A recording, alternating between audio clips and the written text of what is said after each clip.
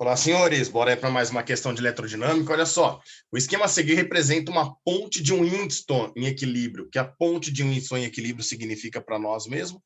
Significa que se você pegar esse potencial nesse ponto aqui azul, ó, e esse potencial nesse ponto verdinho aqui, os potenciais são iguais. Tanto o azul como o verde têm o mesmo potencial elétrico. Portanto, não existe diferença de potencial entre esses dois pontos.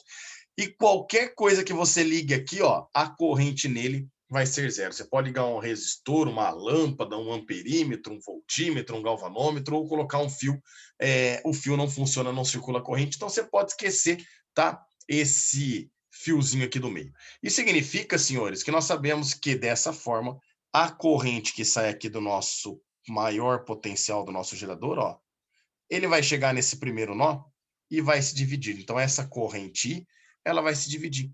Ela vai ter uma corrente I1, passando aqui pelo R1 e pelo R2, chegando lá no outro nó. Então, essa corrente eu vou chamar de I1. E você vai ter essa corrente aqui, I2, que vai passar pelo R3 e depois pelo R4, chegando lá no outro nó. Essa corrente eu vou chamar de I2.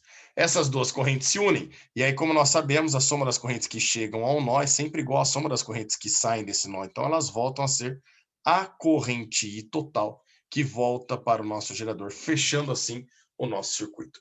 Porém, ele garantiu para nós uma coisa, olha só o que ele fala. O resistor R2 admite corrente máxima de 10 mA. Então, a gente já sabe que essa corrente I1, que passa pelo resistor R2, ela tem, no máximo, um valor de 10 mA. Isso representa para nós 0,01 ampere, a máxima corrente que passa por esse resistor, certo? A bateria tem resistência interna desprezível, a resistência R1, e a máxima força eletromotriz admissíveis são... Bom, como vale a ponte de Winston em equilíbrio para nós, senhores? Aqui nós temos uma regrinha que é muito simples. Vale para nós o produto cruz entre essas resistências aqui, estão lembrados? Ó. Então, eu vou poder falar que R1 vezes R4 é igual a R2 vezes R3. Então, eu vou tirar aquela cruz de lá para não ficar bagunçado, tá?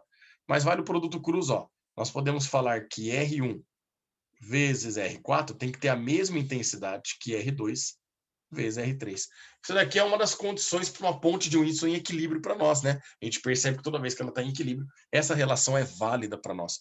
R1 é o que nós queremos, o R4 vale 5.000 ohms, o R2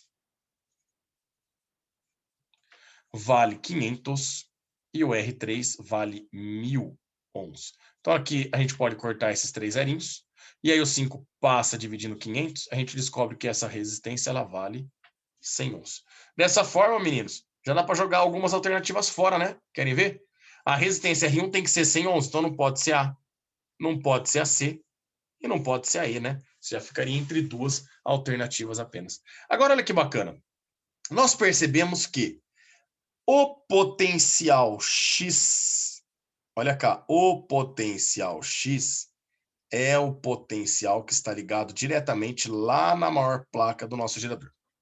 E, olha só, o potencial Y é o potencial que está ligado diretamente lá na nossa menor placa do gerador. Então, se a gente descobrir a diferença de potencial entre X e Y, senhores, nós achamos exatamente a força eletromotriz na bateria, a diferença de potencial nos terminais da nossa bateria, certo? E para a gente encontrar essa DDP entre X e Y, eu posso trabalhar ou com esses resistores aqui de cima, ó, o R1 em série com o R2, tá vendo aqui? Ou o embaixo, o R3 em série com o R4. O problema do R3 e o R4 é que a gente ainda não conhece a corrente 2. Dá para encontrar. Mas para quem nós vamos ter o trabalho, se dá para resolver nossa vida lá em cima. Então, olha só. Nós sabemos que a DDP entre X e Y vai ser a DDP. Eu vou chamar esse ponto azulzinho aqui de A para nós, tá? Olha só. Vai ser a DDP entre o ponto X e o ponto A, mais a DDP entre o ponto A e o ponto Y, certo ou não?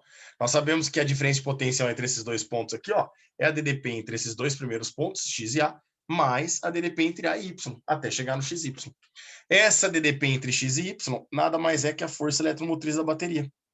A DDP entre X e A é a DDP consumida pelo resistor R1, ó, que vai ser aplicando a URI aqui para nós, ó, R1 vezes o I1, mais a DDP entre A e Y, nada mais é que a DDP consumida pelo R2, que vai ser, aplicando o URI também, a resistência R2 vezes a corrente, que também é a corrente 1, né? Então, nós vamos falar aqui que a força eletromotriz, ó, seria o R1, que nós vimos que vale 100 ohms, vezes a corrente que nós vimos em 1, que ele garantiu no texto, né?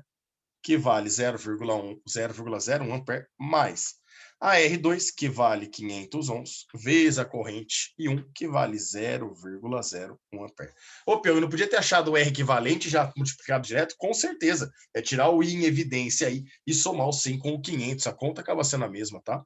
Então, a nossa força eletromotriz vai ficar 100 vezes 0,1 dá 1, 500 vezes 0,1 dá 5, e 1 mais 5, a gente descobre que essa DDP vale 6 volts. Dessa forma, a gente já pode jogar fora a alternativa D e confirmar como correta a nossa alternativa B.